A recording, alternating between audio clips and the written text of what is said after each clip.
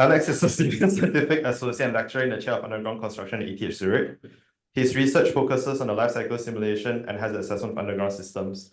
This includes mechanized tunnel boring machine tunneling, constitutive modeling, as well as the development of design aids for engineering practice. Over the past years, Alex has been actively involved as a technical consultant in underground infrastructure projects, predominantly in the Deep Geological Repository for Radioactive Waste in Switzerland, overseen by NAGRA, which is a presentation we'll be seeing today. Since September 2024, he has undertaken the position of Senior Specialist for Rock Mechanics and Underground Construction at NAGRA, alongside his position at ETH Zurich.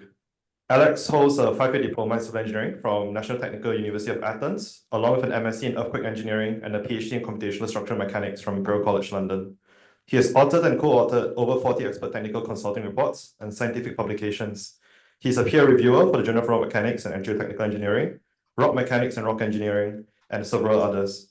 Throughout the years, Alex has received numerous awards in recognition for his work and teaching, including the Telford Premium Prize by the Institution of Civil Engineers, the Letitia Chetty Centenary Memorial Prize, and the Patrick J. Downing Prize in Advanced Structural Engineering from Imperial College London. And without further ado, it's my pleasure to introduce Alex.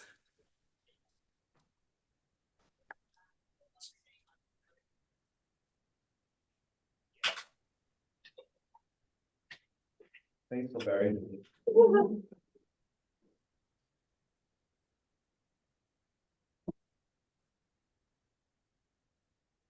So, thank you very much, Kenneth, for the introduction, and thank you all very much for attending today, either physically or remotely. The topic of today's presentation is the Deep Geological Repository in Switzerland. And I think it's best to start by explaining how this fits into the theme of the lectures on net zero. So we are currently on a pathway towards decarbonization, aiming to achieve net zero emissions in a few years. And nuclear energy plays a central role on this transition because it offers a scalable, reliable, and highly efficient source of electrical power associated with basically zero direct emissions.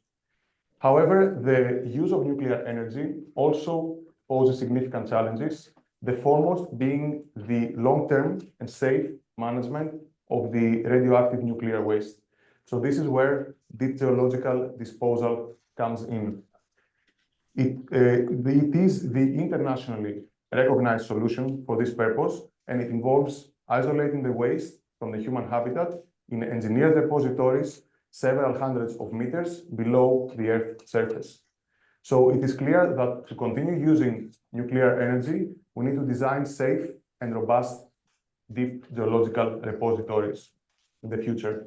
And this is a particularly challenging undertaking, considering the conditions under which these underground structures are constructed, for instance, the substantial depth, and also their intended purpose to maintain and contain the waste safely for hundreds of thousands of years. So today we're going to discuss some critical engineering challenges related to the design of these structures, focusing on the case of the Swiss project.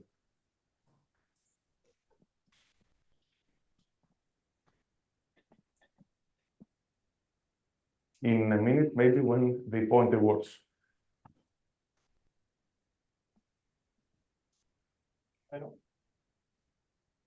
Yeah, okay. Sorry about that. So the presentation is divided into 4 parts. The first part is an introduction, where we will have an overview of deep geological disposal and the Swiss project. The next 2 parts focus on the engineering challenges related to the 2 most important components of the repository, the host rock in part 2 and the waste and placement tunnels in part 3. And we will finish with an outlook to the future of the project. So on this world map, you see in blue the countries that are currently considering or implementing deep geological disposal projects. In the US, there is an operational repository since many years now, and all other countries are at different levels of technical or regulatory maturity. So we have more advanced projects, which are near completion, near operation, or under construction. This is the case in Finland and Sweden. We have moderately advanced projects in the licensing phase, This is the case in Switzerland, France, and Canada. And then there are projects in the early stages of the site selection for the repository. This is the case here in the UK, of course, but also Germany, Czech Republic, and Japan. The other countries you see here are just a few of the countries currently considering the prospect of deep geological disposal and conducting early stage investigations. So from the blue area, it is clear that deep geological disposal will play a vital role in the next years. We will focus today specifically on the Swiss project.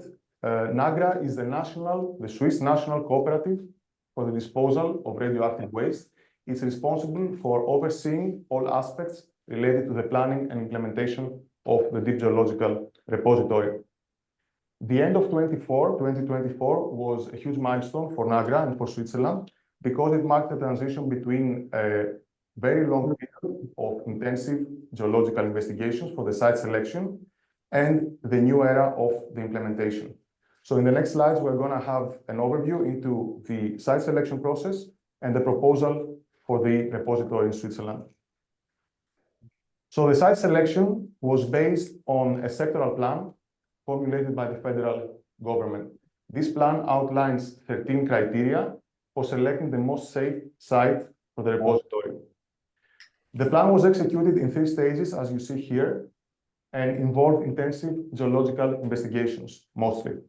So it started with an empty map of Switzerland in 2008, and at the end of stage 1, 6 sites were identified as potential candidate sites for the repository in the northern part here. Then in 2018, at the end of stage 2, these were narrowed down to the 3 sites you see here, all of which have one common attribute. They offer an optimal combination of depth and thickness of the opalina clay layer. Opalina clay is the designated host rock for the repository, and it's apparent in all of these 3 sites. In stage 3, which ended in 24, we had an announcement of 𝗦𝗽𝗲𝗿 for the sitting proposal for 𝗦𝗽𝗲𝗿. So this will be the final site of the repository. And then in 2024, 𝗦𝗽𝗲𝗿 submitted a general license application for that site for the repository.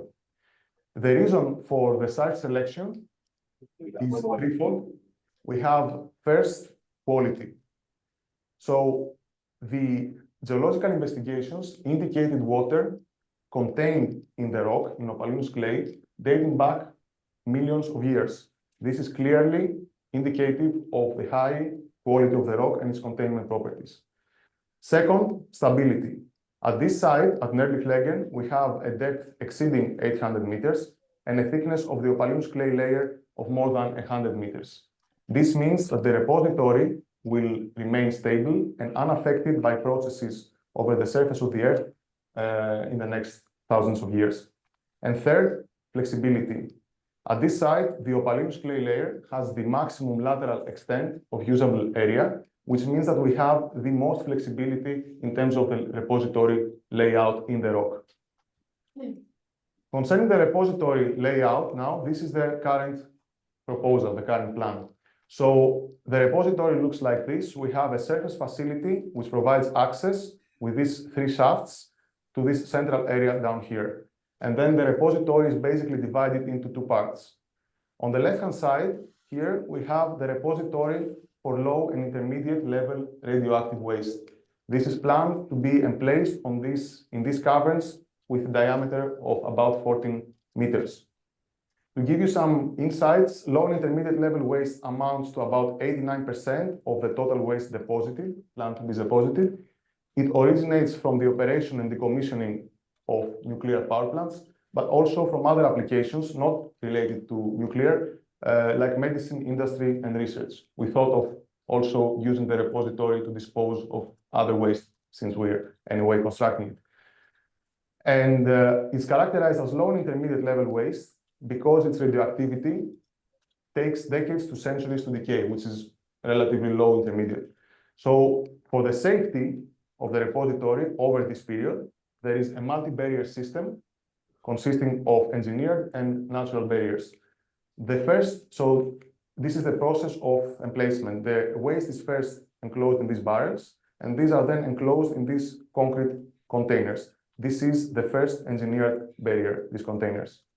Then the containers are emplaced in these caverns, in these large caverns, and once the cavern is completely filled, we backfill the cavern with this material, buffer material. At the moment, the plan is to use bentonite. This is the second engineered barrier, the backfill. And the third barrier, and the most important, is actually the host rock, opalinous clay, and we'll see why in part 2 of the presentation. Now, returning to the layout, on the right-hand side here, we have the repository for high-level waste, which is planned to be emplaced in these small drifts of about 3.5-meter diameter. The high-level waste amounts to 11% of the total waste to be deposited, and it originates from the operation and decommissioning of nuclear power plants and comes in the form of either directly spent fuel or reprocessed fuel, which gives us vitrified waste. It is the most important component, although it's relatively small in terms of percentage, because its radioactivity takes hundreds of millennia to decay. So we need to make sure that the repository safely contains it for hundreds of thousands of years. And for this reason, we use a carefully selected system, multi-barrier system again, more enforced than here, where we have a waste matrix that differs depending on the type of waste. This is the first barrier. Then this matrix is enclosed in these steel disposal containers. That's the second engineered barrier. And then the containers are emplaced in the drifts. And once the drifts are completely filled, they are backfilled with bentonite and sealed. The backfill is the third engineered barrier. But the most important barrier is the natural one, the host rock, and we'll see now why in part 2. So the host rock for the repository is opalinous clay, and this intuitively is associated with soil when we hear clay, but opalinous clay is actually a rock. So I brought with me some very small samples from the underground research laboratory in Switzerland. It's the only thing I could fit in my hand luggage and pass through airport security, actually. So if you want, you can distribute this just to get a feeling and convince yourselves that this is actually a rock, and a pretty good one. So while you look at this, I will go through some key information on the host rock. So opalinous clay originated in the early Middle Jurassic period, about 175 million years ago. It was formed by the deposition of fine clay muds in a shallow epicontinental sea that at the time used to cover the land we now call Switzerland. After deposition, opalinous clay followed a complex evolution process with maximum burial depth during the Miocene epoch of about 1.5 to 2 kilometers, and then uplift to the present depths of 400 to 1,000 meters due to tectonic processes, alpine tectonic processes. It consists mostly of silty to sandy clay stones from continental weathering and erosion, but also from marine carbonates and diagenetic contributions. And its name originates from the ammonite Loiseras opalinum, which is found in it. Now, the reason opalinous clay was designated as the host rock for the repository is its favorable properties. It has intrinsically favorable properties for long-term safe containment of the waste. First of all, it has an extremely low permeability. So at the side of the repository, the rock is saturated. The water level is at the surface of the ground, so we have 900 meters of water above the repository. And of course, there are other formations besides opalinous clay where we have seepage flow, groundwater flow. By having an extremely low permeability, opalinous clay ensures that the radionuclides are prevented from transferring through seepage flow, so it contains them in within its layer. Second, opalinous clay has a self-sealing capacity. There you go. So when we construct the repository, we damage the rock, of course, and we create cracks and fissures and damages to the rock itself. Due to the water, opalinous clay swells, and in this way reseals these cracks and fissures. So basically, it has the capacity to heal itself from the construction damage.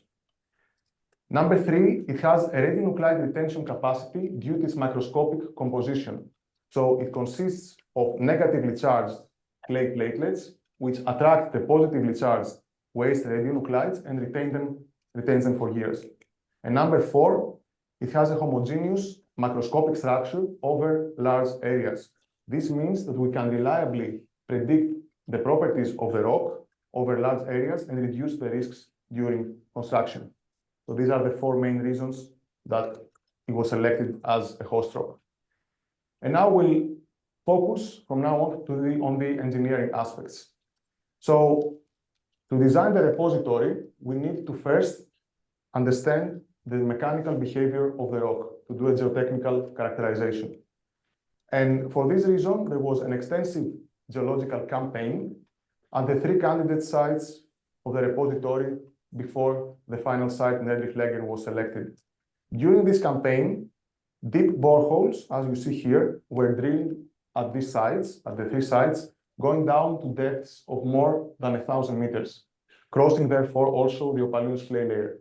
And from these boreholes, we extracted cores of material, as you see here, where this is an example from the 𝗦𝗽𝗲𝗿 borehole here at the site of the repository finally designated. And this core is at a depth of about 900 meters. So this is an opalino clay core. It's just broken in 6 parts, placed next to one another for better visibility. So from these cores, first an initial scanning was done, and we identified the most intact parts, as you see here in blue. And from these parts, we then extracted some samples, cylindrical samples, as you see here. These samples were then subjected to triaxial compression tests. So we basically enclose the sample in this triaxial cell, which is a membrane with some fluid around it that allows us to apply a uniform pressure on the sample. And then we perform a triaxial compression test in 3 stages. First, we have saturation, and second, pre-consolidation, which means that we basically restore the saturation level and the in situ stress applied to the sample where it was in situ before it was extracted, transported, preserved, and tested. And then we have a searing phase until failure, where basically with the fluid inside the triaxial cell, we maintain a radial stress around the sample constant and equal to some in situ stress. And then we apply an increasing axial stress with this loading cell. Now, this increasing axial stress and constant radial stress induce a state of shearing in the sample, and we monitor the behavior of the sample until failure. Because opalino clay is saturated and of low permeability, we need to distinguish 2 hydraulic conditions, or we distinguish better 2 hydraulic conditions for the test. So we have consolidated undrained tests where the valves of the triaxial cell are closed, so water remains in the cell during the test, and any loading applied is primarily resisted as excess pore pressure. And then we have consolidated drain tests where we keep the valves open, we allow the water to flow out of the cell, we apply the loading very slowly, and it's primarily resisted by means of effective stresses in the solid skeleton of the sample. Besides now these 2 test types, depending on the hydraulic condition, we also distinguish 3 additional types. As you see here, and also in the samples I distributed, we have these horizontal layers in the rock. This is because of the formation process with deposition and the evolution, and this we call the bedding. When we apply a loading on the rock, we anticipate that its properties will be different depending on the orientation of the loading with respect to this horizontal bedding. So for this reason, we define 3 types of tests. We have S tests where the axial loading is orthogonal to the bedding. We have P tests where the axial loading is parallel to the bedding. And then we have Z tests where the axial loading is inclined with respect to the bedding. Doing these 3 types of tests is very important, particularly in terms of designing the tunnels, because they give us an approximation of the loading conditions around the tunnel boundary. So when we excavate a tunnel, we have a contraction of the ground and we have a maximum principal stress over the perimeter of the tunnel. So if we have horizontal bedding in situ, which is the case, at the side wall, this principal stress tangentially is orthogonal to the bedding. So this is like an S-test. At the crown of the tunnel, it's parallel to the bedding in this direction. So this is like a P-test. And in between, it's inclined with respect to the bedding. So this is like a Z-test here. So it offers us a full picture of what is happening around a tunnel. So in total, we have 6 types of tests: consolidated, undrained, and drained, S, P, and Z. And we have a database that we use for the geotechnical characterization of the material. Now, this database, the full database, consists of 140 samples, about this number, which is, to my knowledge, world-class database for geotechnical projects. At the time we performed the characterization back in 2020, 2021, we had available 50 of those 140 tests. So they were mostly consolidated undrained, S, P, and Z, and a few consolidated drained S and P tests, as you see here. These were tested under these specifications, and important to mention is that the effective confining pressure, the initial effective stress we applied during pre-consolidation, was between 4 and 13.5 megapascal. This value, the 13.5, is the in situ effective stress at 900 meters depth. So these tests give us a representation of the behavior actually when constructing the repository at this depth.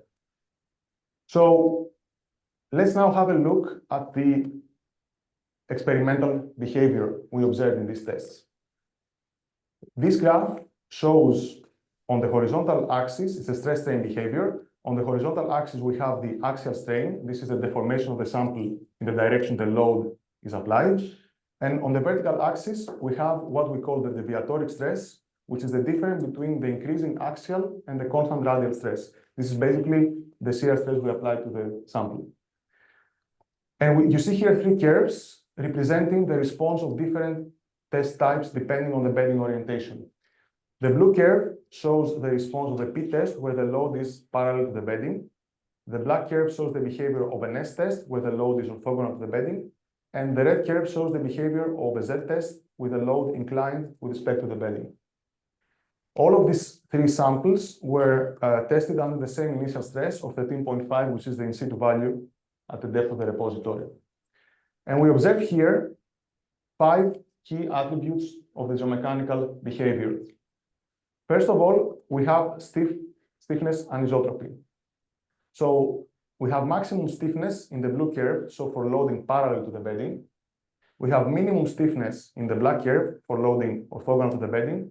And we have intermediate stiffness in the red curve for loading inclined with respect to the bedding. Then we have pre-peak strain hardening. So in all cases and across the database, we observe that we have an initially linear elastic behavior, followed by this hardening behavior until the peak strength.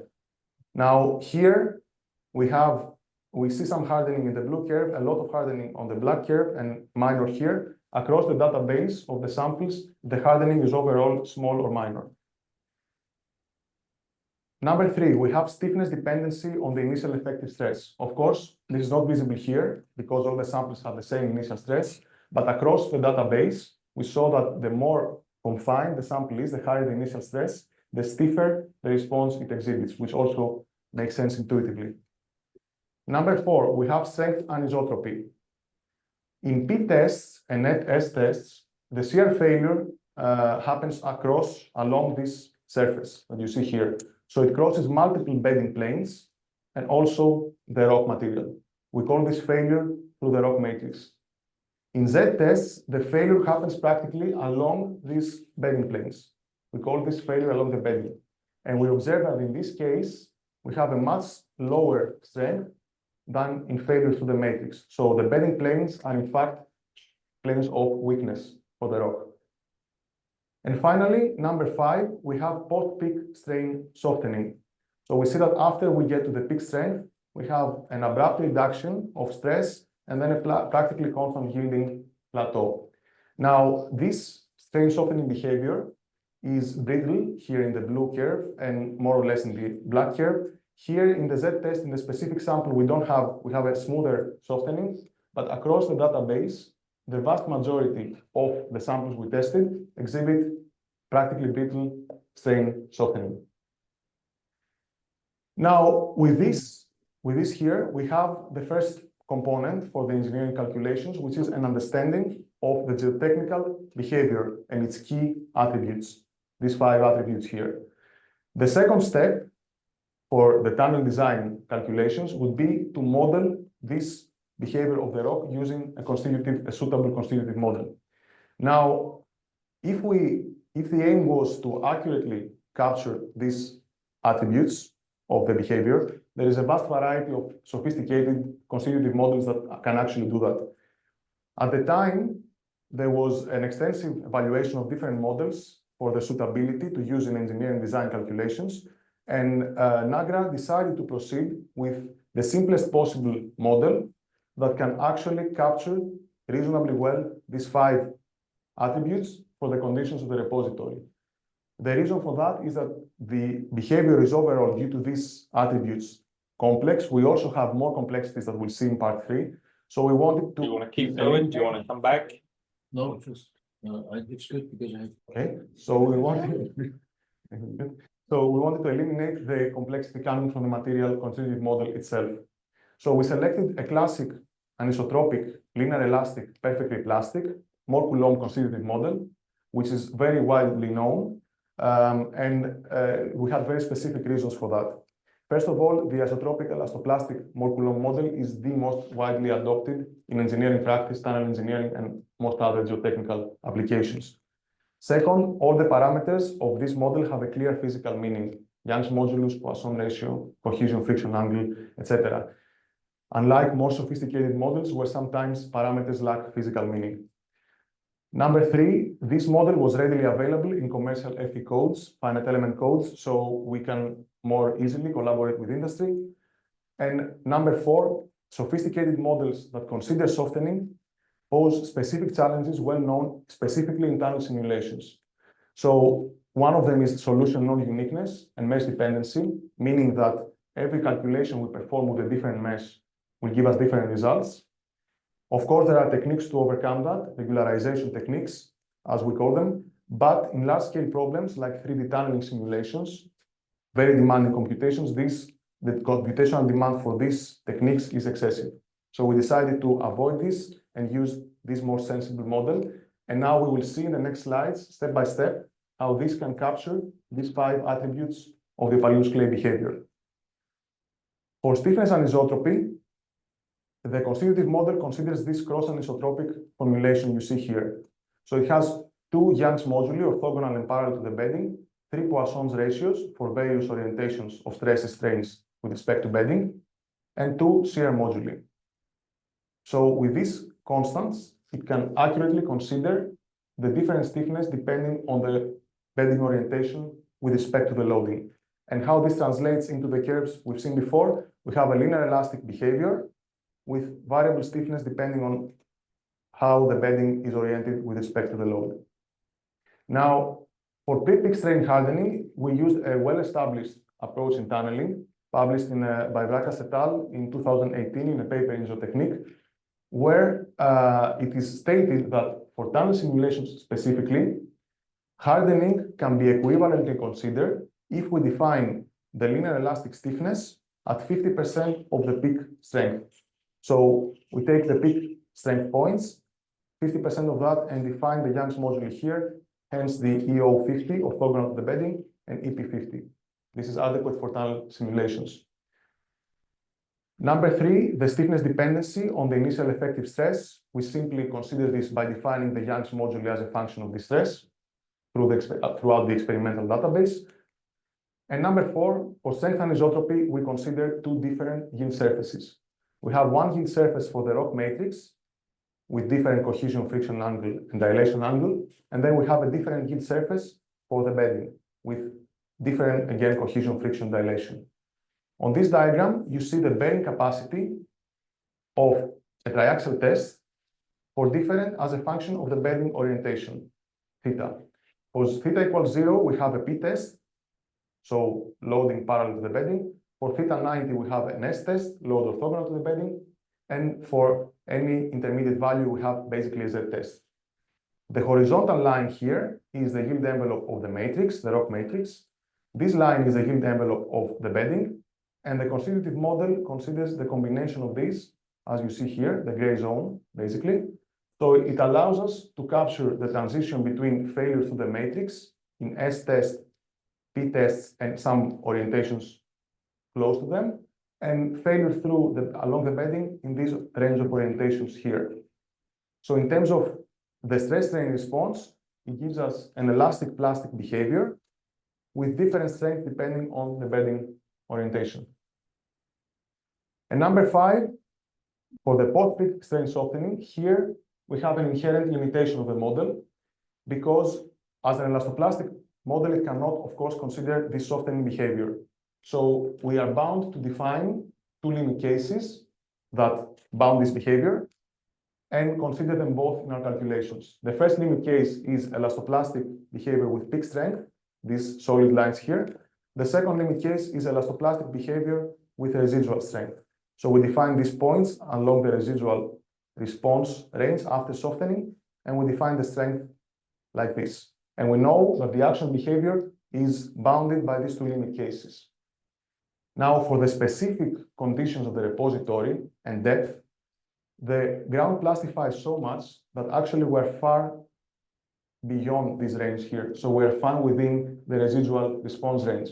So we derived some analytical solution, and in a rigorous way, we have shown that if we consider a linear elastic, perfectly plastic material with residual strength, we can very accurately approximate, for the conditions of the repository, the actual softening behavior with really minor conservatism. So we are also slightly safe in terms of design, and it's a very sensible assumption that overcomes the need to consider the 2 boundary cases. So at this point, now we have an understanding of the behavior of the material. We have a constitutive model that can reproduce the main aspects of this behavior, as you see here.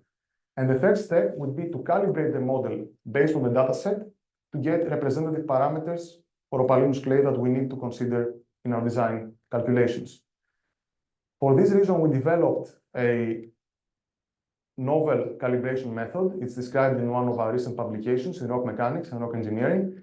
And I will show you here some of the main results of this calibration for the parameters that mostly affect the tunnel response. So for elasticity, these are the Young's moduli, orthogonal and parallel to the bedding. The different markers correspond to the different test types, as you see here. And we see that in terms of elasticity, we have some scatter in the data set, which is due to the intrinsic heterogeneity of the material. For this reason, we define a range of values between these minimum and maximum envelopes. But if we need to consider here that the sample size is extremely small compared to a representative volume in the scale of a tunnel. A representative ground volume in the scale of a tunnel, which is some meters wide, is actually much larger than a sample. So these points basically correspond to the stiffness at a material point within this representative volume. So considering this average stiffness is representative of that volume, and it's sufficient for our design calculations. In terms of now plasticity parameters and strength, we see here the peak strength of the matrix embedding and the more relevant for our design residual strength that we consider because of the issue of softening we discussed before. And here we see a very good agreement across the entire database for the results, both for the strength of the matrix and the strength of the bedding plane. So having done that, now we are at a good state where we have an understanding of the behavior, we have a constitutive model that can simulate that behavior, and we have a set of parameters for that model that represents the actual opalinous clay at 900 meters depth. And with this, we have a confidence in our constitutive modeling framework to then move on to the design of the waste and placement tunnels. Now, excuse me.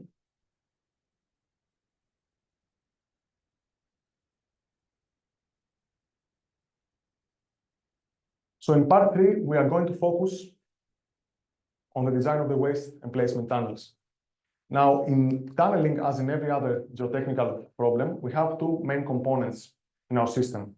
The first component is the ground, and the second component is the structure, the tunnel. Right, so first we need to understand how the ground responds to the process of tunnel excavation, and then translate this into an effect on the structure through the interaction between the two. So we'll start here by discussing the ground response to tunneling, the response of opalinoous clay to tunneling. It's easier to start from the simpler case of dry ground, which is not relevant for opalinoous clay. It's a saturated material, low permeability at the site, but this makes it easier to explain the considerations discussed. So for dry ground, in dry ground, tunnel excavation induces an unloading. And this in turn induces some stress distributions in the ground around the tunnel and yielding in a zone around the tunnel that we call the plastic zone. Now, in the plastic zone, because of the ground unloading, we have a stress relief, so reduction of stresses, which means that the ground relaxes and expands. So we have volumetric expansion, hence the contraction of the cavity, the closure. When now we consider the case of low permeability water-bearing ground, which is the case of opalinoous clay, we have a similar effect mechanically. So we have a plastic zone forming here and some total stress relief. But this, because the problem here is coupled, we have a hydraulic part and a mechanical part, this has very different effects. So what the tendency is for volumetric expansion to happen. So we have stress relief, the ground tends to expand. This means that the pores of the ground tend to also expand. And because the ground is saturated, it means that the pores are filled with water. So the expansion of the pores presupposes that water can flow and fill the additional space created. But because the permeability is extremely low, instantaneously the water cannot flow in the pores. So what happens instead is we have a constant water content and a tendency for the pore to expand. So the pressure exerted by the pore water on the pores is less. So we have a pore pressure relief under undrained conditions. The combination now of the total stress and pore pressure reliefs is actually an increase in the effective stresses of the ground, which means we have an increased undrained shear strength and so reduced deformations during excavation and also a limited extent of plastification compared to the dry ground, as you see here. Now, all of these are known phenomena when tunneling through undrained conditions. The special feature in the specific case of the repository is that this pore pressure relief during excavation is so substantial that we have negative pore pressures in the plastic zone around the tunnel. This is what we call suctions because the negative pore pressure means that instead of the pore water pushing against the pores, it's actually pulling inwards. So we have suction. This stabilizes the ground. It's like a vacuum cleaner basically in the pores. But at the same time, it creates some challenges as we'll see in the next slide. Now, sometime after the excavation, to complete the picture here, sometime after the excavation, we start having seepage flow. Because at the cavity, we have atmospheric pressure, and in the far field, we have the in situ pore pressure. So groundwater starts to flow from the higher to the lower pressure, so from the ground to the tunnel. And this seepage flow allows for the dissipation of these negative pore pressures over time and causes also a chain of effects. Change in the pore pressure means change in the effective stress, and this means change in the ground deformations. So we have here what we call in geotechnics consolidation, so an increase over time of the ground deformation. And this is extremely slow because the permeability of the ground is extremely slow. So for several decades, probably 50, 60 years after construction of the tunnels, we still have an increase of the ground deformations. If now we install a stiff support on the tunnel that hinders these deformations, it means that we have a pressure buildup on the support, and the pressure keeps increasing for several decades, which is critical for the design. Now, I would like to return to the aspect of negative pore pressures, which is the special aspect in the case of the repository. Suction, these negative pressures that we call suction, in general induces desaturation. You see here on the vertical axis the saturation degree of a fully saturated ground and how this qualitatively decreases with suction. That's because suction induces air inflow into the pores. So the pore space is partially occupied by water and partially by air. So instead of having the full pore pressure as in saturated ground, we have a reduced pore water pressure. Now, This creates a massive uncertainty for our design because on the one hand, opalina clay and similar clay stones are known to retain their saturation even under a high magnitude of suction. On the other hand, we don't have solid evidence concerning what this magnitude is, and we don't know exactly what we are going to encounter in situ. And on top of that, we have an additional aspect that promotes the saturation. This is the cracking, the fracturing of the rock around the tunnel during the excavation. So if we look at this element here, the intact rock before the tunnel was excavated is fractured because of this extension, and this induces air inflow. It takes some time until water starts to flow due to the low permeability and resaturates these fractures, and then later opalina clay swells and reseals the fractures.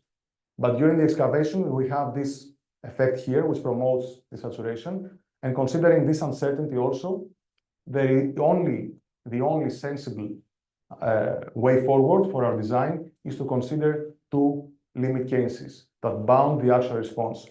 One limit case is that opalina clay 100% retains its saturation, as you see in the solid line here, regardless of suction.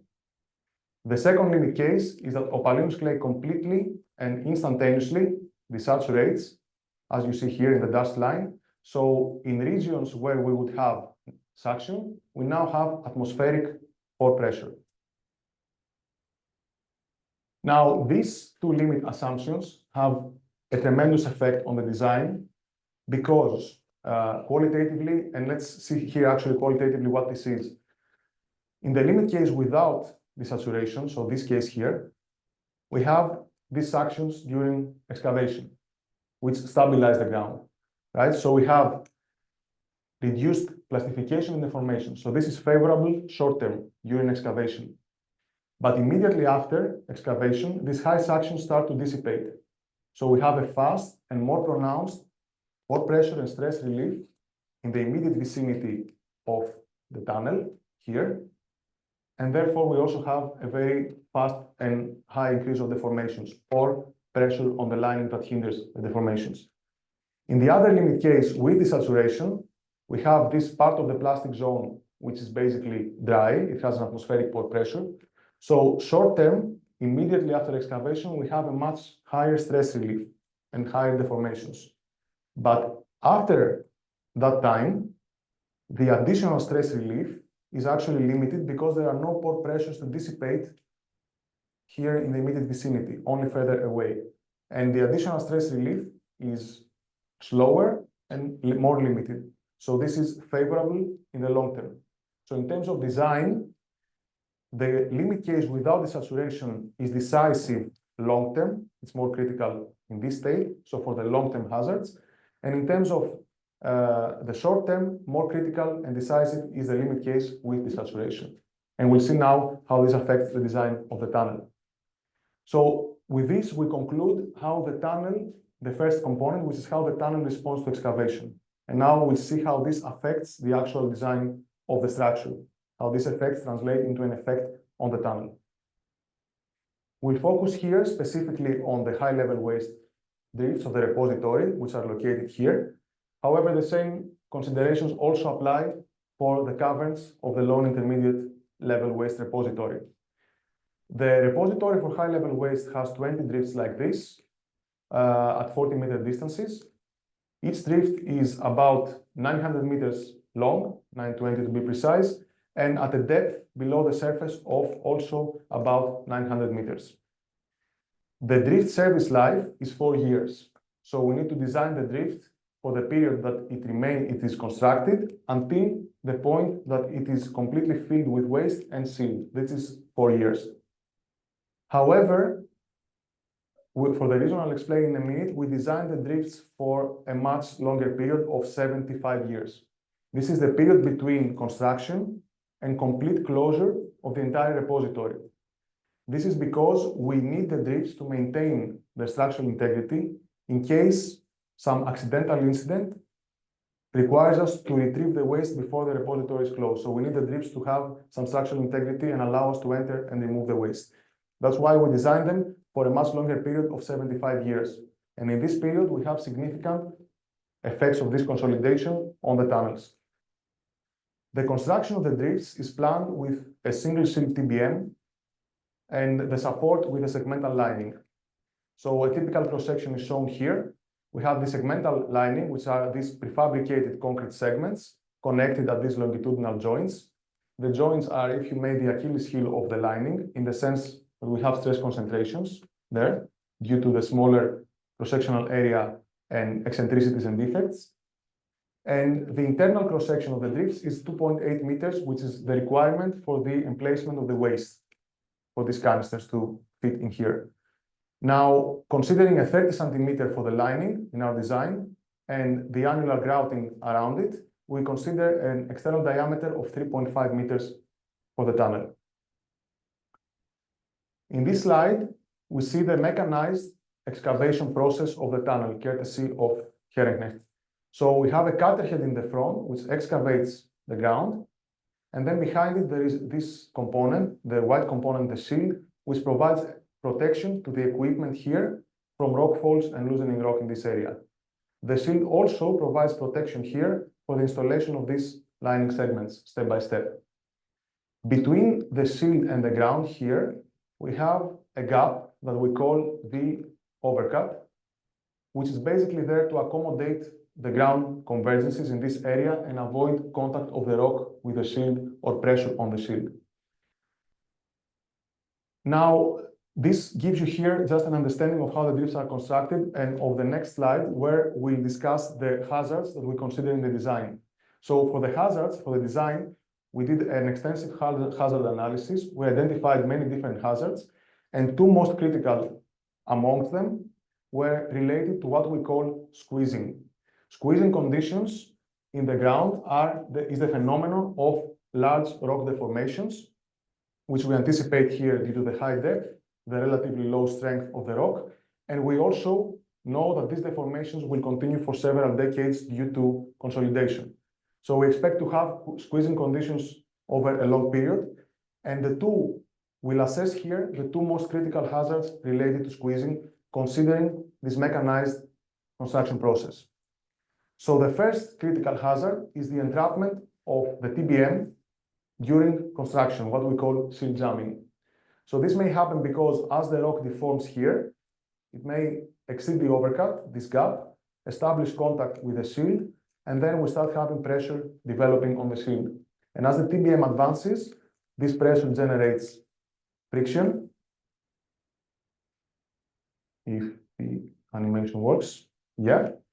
And then for this reason, we need to install in the TBM a sufficient amount of thrust, a thrust force, that allows us to overcome this friction and also continue the boring process ahead of the face. So we need a total force equal to those two, friction plus boring force.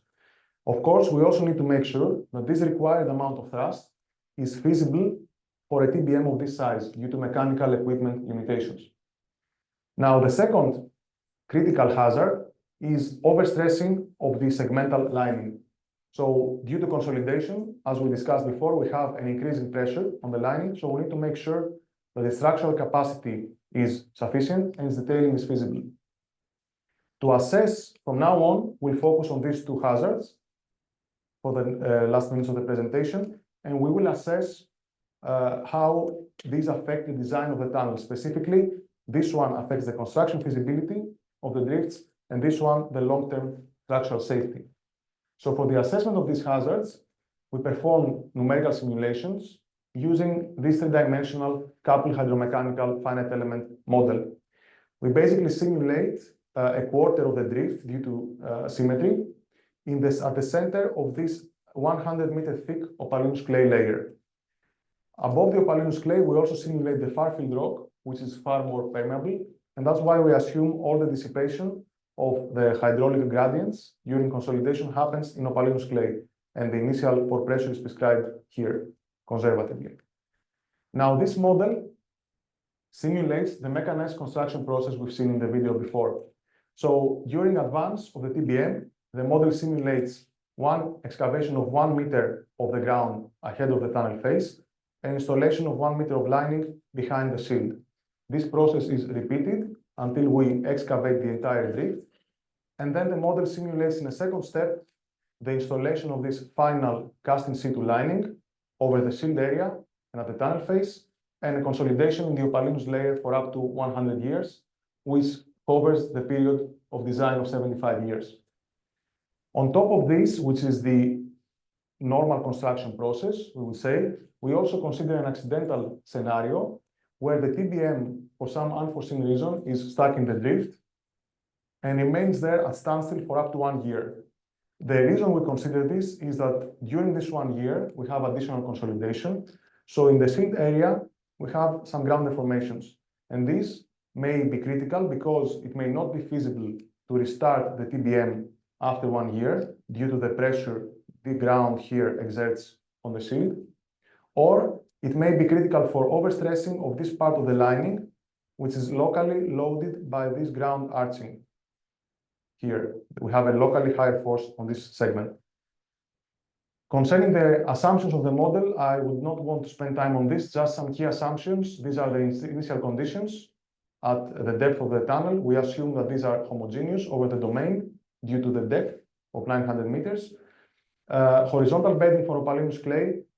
Its behavior is modeled with the constitutive model, the anisotropic elastoplastic model we discussed in part 2, assuming residual strength for softening.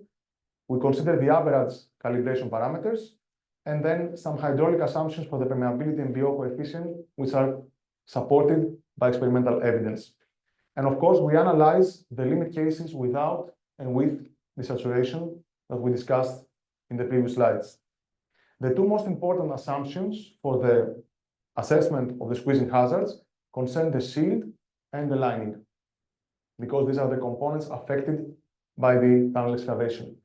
For the sealed, we assume that the overcut between the rock and the sealed is sufficient to avoid contact.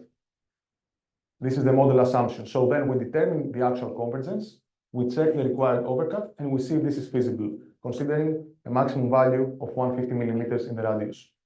For the lining now, we consider two different options. The first is a stiff lining according to the resistance principle. This is a state-of-the-art solution applied in mechanized tunneling. And the main disadvantage is that it attracts a very high rock pressure under squeezing conditions, particularly at these longitudinal joints that we discussed before, where we have stress concentrations. Because of this issue of the high rock pressure, we consider also an alternative concept, a deformable lining based on the yielding principle. The concept here is that we intentionally design the lining to yield at a predetermined value of rock pressure. Then the lining deforms in a ductile manner. In this way, the ground experiences deformation and relaxation in a controlled way. And after the deformation phase, we have reduced rock pressures on the lining because the ground has relaxed more. So we allow it to relieve some stress. Of course, this comes at the trade-off that we need to accommodate the additional convergence so that we don't impair serviceability. And also, we need to make sure that our design, the detailing of the lining is feasible to accommodate this convergence. For the deformable lining systems, we consider two alternative options. One is to install these deformable elements of concrete. These are state-of-the-art heat-core elements at the longitudinal joints of the lining, which means that we reduce rock pressure. We also eliminate the joints, but we have the issue that because the system contracts tangentially, along the drift axis, we may have different deformations of the tunnel profile, which means that the invert here may be uneven, which impairs serviceability because the invert must be straight for the emplacement of the disposal canisters. So because of this disadvantage, we also assess another system. This is not state-of-the-art. This is currently assessed by the equivalent organization to NAGRA in France, and it consists of a compressive layer over the extrados of the segmental lining, which accommodates ground deformations by contracting radially. So with this layer, we can adjust, the lining can adjust to the ground convergences, both in the cross-section, where we have anisotropy, more convergence above or on the side, and along the drift axis. This is like a memory foam that takes the shape of the ground along the tunnel. Now, the only disadvantage of this system is the existence of joints, but this is secondary considering how much it reduces the rock pressure. To materialize these two systems, we consider that they offer both a yield pressure of 2 megapascal, which can be materialized using heat cone elements, as in this case, which have a yield stress of 12.5 MPa, a deformation capacity of 35%. This is feasible within the feasible range of possible responses, the dashed lines here, or using hard form elements with a 2 MPa yield pressure and a 50% deformation capacity also within the feasible range. Both of these systems offer a yield pressure on the lining of 2 megapascals. And now we are going to look at the results for the assessment of the two hazards, the sill jamming first, and second, the lining overstressing. So this is during construction, the other is for the long-term structural safety. And in both cases, in all results, we will examine the limit cases without and with desaturation to see their effect based on what we discussed. So for sill jamming with the stiff lining, we see here for the limit case without desaturation, the ground convergence behind the tunnel face. This is the displacement of any of these points in relation to the tunnel face here. Immediately we notice the anisotropy. We have the solid line at the crown, at the top of the tunnel, and the dashed line is the convergence at the sidewall, and we see that these deform differently, so we have an ovalization of the tunnel profile. Most importantly, we see a massive difference when we consider desaturation. So we have here, in the case with desaturation, 4 times higher convergences than here. This is because of what we discussed before. In this case, we have the stabilizing effect of suction. So during excavation, we have smaller convergences. Here, the stabilizing effect is lost, so we have more stress relief instantaneously and higher convergence. Of course, this case is critical to assess the risk of sill jamming because we have overall higher deformations. Now, during the standstill, over 1 year, we see here a visible change in the convergences.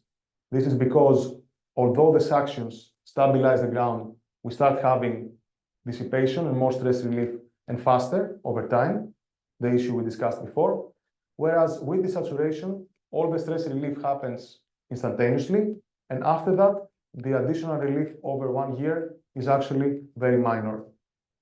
In terms of design now, we consider the maximum convergence in this critical case, and we see that the sill needs to be here to avoid contact with the ground. So we need to have a gap, an overcut of 40 millimeters, which is thoroughly feasible considering the limit value of 150 millimeters in the radius for TBMs of this size. In the next slide, we'll have the results for the deformable lining, and we see basically the exact same behavior with just slightly higher convergences because the line is now compliant and allows the ground to deform more. For the design of things, design aspects, we only have 5 millimeters a higher convergence, which is still thoroughly feasible. So in conclusion, construction of the drifts is thoroughly feasible regardless of the uncertainty of desaturation and regardless of the type of lining we use. So the drifts can be constructed. More critical are the hazards concerning long-term, so the long-term structural safety, which we will look at now to conclude this part. So after construction, we see here the evolution of the average rock pressure on the stiff lining over time during the consolidation process. The solid line here is the case without desaturation, and the dashed line is the other limit case with desaturation. And we observe here the same effects we discussed previously. Without desaturation, the ground is stabilized short-term, so we have a lower pressure on the lining, but immediately we start having stress relief faster and more, so we get to a very high value of rock pressure of 4.5 MPa, which is unprecedented in conventional tunneling. In the other limit case with desaturation now, we have more stress relief immediately after excavation, so a higher rock pressure, but the additional stress relief after that is minor and much slower. And the maximum value we reach after 100 years is about half of that without desaturation. So obviously, the case without desaturation is decisive for the long-term structural safety, as we discussed in the beginning. Now, let's see how this rock pressure translates into actions in the concrete of the lining. So here we see for the limit case, the critical limit case, without desaturation, the normal force bending moment interaction diagrams. These diagrams give us at every point, every marker here is a combination of the normal force that you see here and the bending moment you see here on one of these 13 points over the perimeter. The black color of the markers refers to the state during advance of the TBM, so during excavation. And we'll see now how these actions at these points evolve over time. So after 4 years, which is relevant for the design of the drifts for the service life, the actions are already here. The green lines I didn't mention before are the resistance envelopes of concrete, C5060, which is a conventional concrete for a segmental lining, this envelope, and this is the design envelope for a special high-strength concrete C8095 we use under heavily squeezing conditions in very special projects. Now we see that already after 4 years, in this case, because the rock pressure evolves very fast, we already reach the capacity of conventional concrete. After this point, we've seen before that the curve increases fast but stays constant of the rock pressure, so also the actions remain constant up to 75 years, which is relevant for the design, and we have just some redistributions over time due to the anisotropy of opalinous clay. Now, besides this, which is the normal construction scenario, if we consider an accidental scenario of a standstill, the cross-section behind the shield has extremely high localized loads, which exceed even the capacity of a high-strength concrete. So from this, it is clear that a stiff lining exhibits overstressing. It is not feasible to limit the actions. And this is even worse because these actions do not consider safety factors of design codes and also do not consider the stress concentrations at the joints, at the longitudinal joints. So actually, this situation will be even worse. In the other limit case with desaturation, we've seen before, we have slightly higher actions short term, but this increase only slightly and slowly over time. So all of over the entire design period, and considering accidental and not scenarios, we are well within a conventional concrete resistance envelope. So it is thoroughly safe. However, the comparison of these two graphs indicate a high sensitivity of this risk for a stiff lining on the uncertainty of desaturation. So it's clear that this is an unsuitable system for designing the drifts.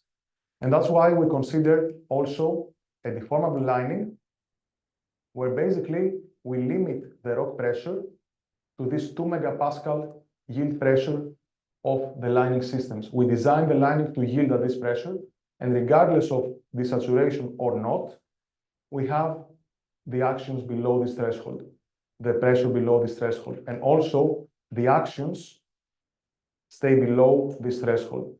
So in this way, not only we overcome this risk of overstressing, but also we eliminate, and this is the most important, the uncertainty of desaturation, which is the biggest uncertainty at the moment for our design. Of course, to do that, to allow limiting these actions, it means that the lining deforms, so we need to accommodate the additional convergence. And we see here how this convergence evolves over time during the consolidation after we install the lining. Qualitatively, the evolution pattern is the same as the rock pressure before on a stiff lining. It's just that now we allow the ground to deform. Before we didn't, so we have a buildup of pressure, but the qualitative behavior is the same. The case without desaturation is critical. And for design, after 75 years, in the case of retrieval, we have to accommodate an additional convergence of about 30 millimeters. Considering these responses for the two elements, for the two alternative systems we discussed, we can do that using 6 elements, heat cone, as you see here, of 100 millimeter height. This is a 3.5 meter diameter with 10 centimeter elements. So this is basically These are small and this is thoroughly feasible. Or using a 60 millimeter only hard foam layer, which is a 6 centimeter layer outside the 3.5 meter tunnel profile. So both of these are thoroughly feasible in terms of dimensions and structural detailing. And the amount of over-excavation required in this case to accommodate the convergence in order to preserve the internal cross-section, and in this case to install the layer, is of the order of 12 to 20 centimeters, which is also very reasonable for tunnels of this size. So in conclusion, we found that this is the most suitable solution for designing the high-level waste drifts, the most critical component of the repository, because it's a deformable lining is both feasible to construct, it eliminates the risk of overstressing, and its structural detailing to do that and accommodate the convergence is thoroughly feasible. As a last slide here, I just want to show the long-term plastic zones. The plastic zones show us the extent of plastification of the rock around the tunnel, long-term meaning after 1,000 years. So this is how the plasticity of the rock evolves over time. This is the case of a stiff lining, deformable lining. We see here without desaturation and with desaturation the cases, and the maximum vertical extent is of the order of 4.5 meters. The lateral extent is not as important because we have a lateral extent of opalinaceous clay, but the vertical extent above the tunnels is important because we only have 50 meters of rock that needs to stay intact, or more or less intact. And here we see that this extent is only 4.5 meters, so less than 10% of the rock thickness vertically. So the damage in the rock is limited, really localized around the tunnels, which means that also in terms of long-term safety, in terms of the waste long-term safety, these systems are feasible, and a deformable lining in particular also feasible. And I would like to conclude this presentation by discussing the outlook to the future of the project. So currently we are here. We submitted the general license application. And in the next years, there are some political steps involving the decisions from the Federal Council, the Parliament, and an optional national referendum. Construction and underground investigations in situ will start in 2032. And then first, we will have construction of the low and intermediate level waste repository in 2045, followed by operation in 2050. And then of the high level waste repository 10 years later, 2055 construction, followed by start of operations in 2060. And the repository will be completely closed in basically a century from today. And that's why we call this a project of the century. And it's very important to develop it further along this path. There are still a lot of things to be done engineering-wise. For instance, for the high-level waste drifts here that we examined before, we consider different concepts based on microtunneling, same as in France, considered currently in France. And we still have to assess the design based on other hazards, but we are now 30 years before construction, and we have a very good conceptual, feasible solution for designing these very demanding engineering structures. The last slide is a video which shows the construction and operation concept over the next years. And I will finish with this. On the top left, you see the year, and here, bottom left, you see the operation. So 2032, we start the construction of the surface facility, the shafts, and the central area here of the repository. 2045, we start the construction of the low intermediate level waste repository. 2050, emplacement of waste starts here. 2060, we start constructing the high level waste, 2055, the high level waste repository, and emplacing the waste. And this operation continues for several years. We construct here drifts and in parallel emplace waste in readily constructed drifts, close them.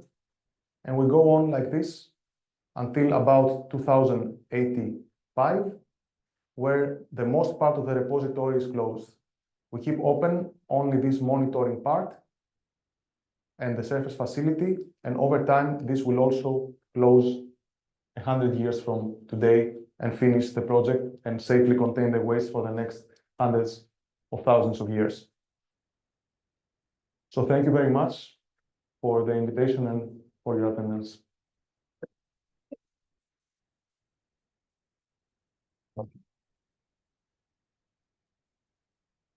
Thank you so much for the talk. In the microphone? Yeah, we have some questions online. And in person as well. Does anyone have any questions? Anyone?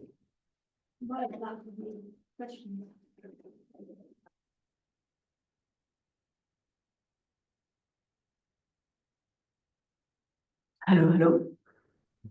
It looks like a huge project. I was just wondering how much nuclear waste it would allow to be stored in. Is it like country-wise, just Switzerland, or a collaboration of European countries? Yeah, so at the moment it's country-wise. I'm the mic boy. At the moment in Switzerland, we have nuclear power plants in operation and one which is being decommissioned. And the aim would be to have a facility that in real time we can dispose of the waste to make sure that we maintain it safely. So this concerns at the moment only the country. Huge facility for Mhm. the long term. It would just be for the one or two nuclear plants in Switzerland. There are, if I'm not incorrect, 5 at the moment. And yes, it's planned for this. But the scale of the structure itself and the repository is because of the requirements of distances, depth for long-term safety mainly. So we have more constraints. This is the engineering. These aspects we just discussed are mainly engineering aspects. Of course, the design is not governed only by whether we can construct a tunnel, but there are operational aspects to consider, safety aspects to consider, and these are more important in guiding the design limitations than the actual engineering.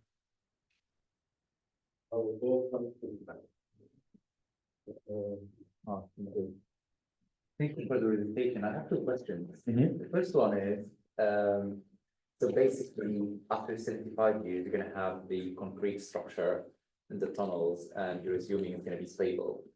Right. And I'm thinking, if it's a structure that's going to last for thousands of years, Mhm. did you consider how that structure would interact after 100 years, 200, 500 years, 1,000 years, 3,000 years? Is the concrete going to stay stable? Absolutely.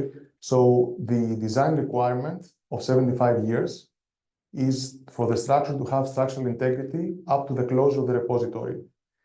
After that, of course, the lining, there are no requirements in terms of the lining itself, because we have this multi-barrier system I showed in the beginning in place. So we have a series of, we have the waste matrices, the canisters, the buffer material, and then the rock itself, and we rely on these barriers to maintain and contain the waste safely. Okay. The tunnels are there to allow us to emplace the waste and close it for some time. But after the repository is closed, the barriers are responsible for maintaining the safety. Okay, do you have any scenario what might happen after 2,000 years or 3,000 years? Like, do you have Yes. any idea of like, yes, this will collapse, we have capsules or something like this? Could be, yes. We consider everything actually. Okay.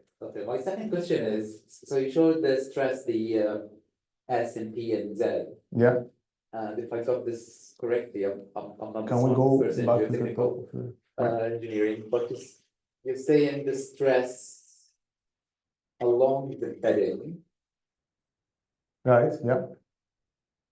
is showing more resilience than, so along the bedding is showing more resilience than going. Meaning if the load is parallel to the bedding, Yeah. the response, yeah. If the load is parallel to the bedding, the response is stiffer. Yeah. Yeah. So the This one. P1, yeah, the P1 is showing more kind of stress resilience, right? Along the bedding. Yeah. Sure. It's interesting that the rock is acting that way. But you can, Because of but you can see it in many layered materials. Timber, for instance, yeah, it's the same. Thank you. So most of the nuclear waste repositories that I've come across have been proposed to be in hard rock. So like because the Baltic shield isn't going anywhere. If you're in an active orogenic zone, then are you relying on the thickness of the clay layer and its self-sealing properties in order to get you through any potential seismicity? And the only other question is, how much heat is the radioactive waste going to give off, and without compromising any geotechnical calculations? Yeah, so concerning the first question is related to the seismicity, and we rely, if I get your question correctly, you said. So if the Baltic shield is pretty inert and it's not moving about, what about this clay layer is going to stop any problems of seismicity going on in the Alps? We do not have high seismicity at the moment, and this has been already considered in the selection of this rock as a suitable host rock. But this is also subject to further investigation in the future. And concerning the second part of your question relates to the heat aspect. I don't remember the exact figures, but this is something we are currently investigating in terms of the effect it has on the structure. I mean, from my side, focusing on the civil engineering works, what is required is THM analysis, or thermohydromechanically coupled analysis, to determine what this effect is on the host rock and also on the lining as a consequence. But this is something which is currently underway. It's not done at the moment. It's in the very early stage still. Next question. Hello. Hello. Thank you for the presentation. Sorry, this is. Is it working? Yeah, thank you for the presentation, first of all. Yeah, if I understood correctly, during the relaxation of the soil surrounding the tunnel, right, that takes decades, perhaps, there is an increase in permeability, right? But simultaneously, you have these properties of the opalous clay, which are self-healing, meaning that the permeability is also reducing. So you have two competing mechanisms. Yeah. My question is, which one is faster? And when you have excavated, do you wait some time until the rock self-heals to be able to store the nuclear waste? Right. So concerning the permeability effects, on the one hand, in the plastic zone, where the rock is damaged, we have an increase in the permeability. Yeah. On the other hand, if we have desaturation, for instance, we have a decrease in the permeability. Yeah. And also the self-sealing also affects it. So there are multiple effects to consider.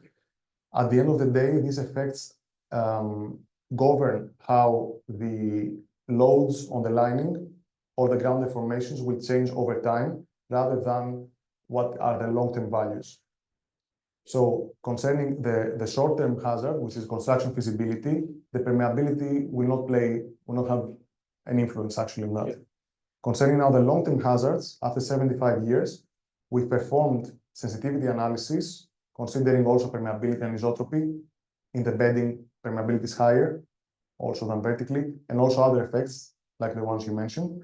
And we found that they affect the evolution over time, but the design values that we need to consider are basically the same after 75 years. So it doesn't affect the design aspects, which is the focus here. Now, of course, the processes in the ground are different, but concerning the design aspects of the tunnels, there's no effect on these two hazards, yeah, specifically, to be clear.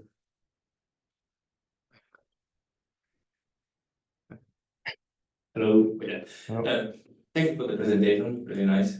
I have a question on the triaxial test slide. It's a very small question. Well, probably we should just start asking questions. No, they won't. And then I have one on this as well. Sure. Here you're saying, probably I missed a step. You're saying test stage is saturation. And then in the later slide, you're saying that this basically sample that you take out of the or from the ground is already saturated. And so let's say it does lose some of the saturation. How do you saturate again that type of soil? It has Yeah. 10 to the minus 13 meter per second per minute. So first of all, the samples are very small, exactly because of the permeability. Yeah. So we're talking of samples of 5 centimeters. Oh, right. Otherwise, also the duration of the tests would be Much longer. substantial, right? For concerning the saturation, this was not part of my work, but to the extent I was involved, there is a back pressure applied Yeah, to remove the air from the pores of the ground, yeah. and then this is resaturated slowly over time. But because the sample is very small. Because the sample is very small, this is feasible, yes. I forgot to mention this before, maybe it would be important for people with this type of background or Alright, doing this type of work. This is a very small sample, exactly for this reason. All right, cool.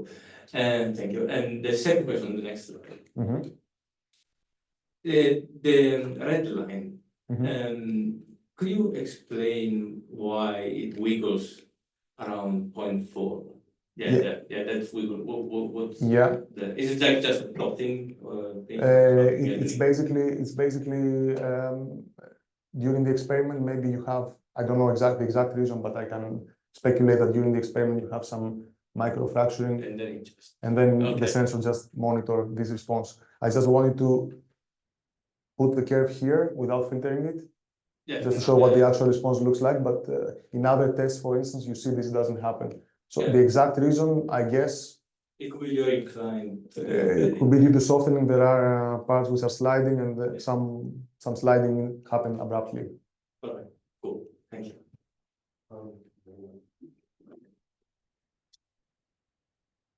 Thank you very much. It was a very interesting presentation. Thank I have a couple of questions. I'll start with this. You said that there were over 100 triaxial tests, right? Mhm. The Are full these- data. Are these all published? We are in the process of doing this now. Because my next question is, usually we have quite evidence of a unique curve, and then there's this debate between the experimental people and the numerical people of the statistical significance. So do you have repeatability of those tests? So do you have like any statistical, expected statistical variation for each curve of that? Yes. This is not my field specifically. You can refer to this. If we go back to the slide, yeah, this is the publication. If you're interested, we can also discuss it. This describes exactly the processes. There was some extent, if I recall correctly, but I don't want to say something which is inaccurate, so I will refer you to this publication here, where the tests are described. The dataset we used for the calibration, the full dataset is something which is subject to, it's under preparation now. My next question is about the monitoring. You mentioned that the structure will be monitoring once it's open and etc. Is this data going to be publicly available? Who owns the data? Because I presume, I don't know at this point, I'm not sure, but I presume the data owner would be the owner of the project, so NAGRA, or the stakeholders of NAGRA, let's say. But whether this will become public, I'm not, I don't want to answer something which is not accurate. my last question, sorry about that, is just you mentioned that when you use the permeable linings, it like you lose some volume that is available. It seems almost like 20% of the available volume, and I assume that the cost is not linearly proportional. So what is the increasing cost in general, like overall cost in these volumes? Do you have an idea? Because I assume it would be huge. In the sense that we have some amount of over excavation, the additional volume to be excavated, the cost for 20 drifts of 900 meters at this depth, of course, is substantial, but compared to other costs of the projects, it tends to, in most cases, be relatively minor. And this is also subject to investigation now. There is a cost study underway, which is aiming to optimize the cost dimensions, and that's in the context of that, we're looking into different approaches of constructing tunnels. One of them being the micro tunnels dimension, where there is a substantial reduction of this volume, but then we have maybe different challenges related to the distance of the tunnels or other constraints. It's a multi-variable system, and if you change something towards a more economical solution, then something else becomes more expensive. That's my experience. Of course.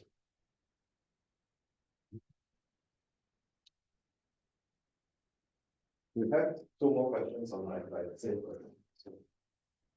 We have two questions from Jonathan McDonald. The first question is, did you not consider the thermal aspect since it is used for nuclear waste and very deep? And the second question is, was mole column model used for both hard rock and clay? Yes, those are the questions. I think he might have misunderstood that clay was a soil, not a rock. He was just asking if, Yeah. yeah. So the first question relates to the thermal aspect. Yeah, is nuclear thermal waste, aspect yes. considered for nuclear waste? Absolutely. So in the design of the high-level waste drifts, we conducted a detailed hazard analysis. The squeezing hazards we discussed on this presentation are just two of the critical hazards related to the ground deformations over time. Another hazard is, of course, the thermal loading of the waste disposal canisters. And then we also have others like swelling of opalinous clay, etc. These are all described in the public reports of NAGRA, engineering reports. In this presentation and in the context of my work, I did not consider the thermal effect. So this is purely the hydromechanical aspect. And we are now, as I also mentioned during a response before, we are now in the process of investigating the thermal effect on top of that. Thank you. Then the second question is, mole column used for both hard rock and clay? It's just yes. Yeah, the name is a bit misleading of opalinous clay. It's not a clay, it's a rock, actually. Very stiff rock, good rock and argillaceous rock, and we use more coulomb for that. Yeah. Thank you. All right, I think with that, those are the only questions from this session. It sounds like if I work for NAGRA, I can work all the way until retire, actually. So, if anyone wants to get in touch with Alex, this is his contact details. Feel free to drop an email. He'll be staying in Cambridge all the way for the whole day today. We're going to a formal together in Queens later this evening. If anybody would like to come by, do drop me a message. We can organize something. For the people online, thank you so much for joining. And yes, that's it for today. Thank you.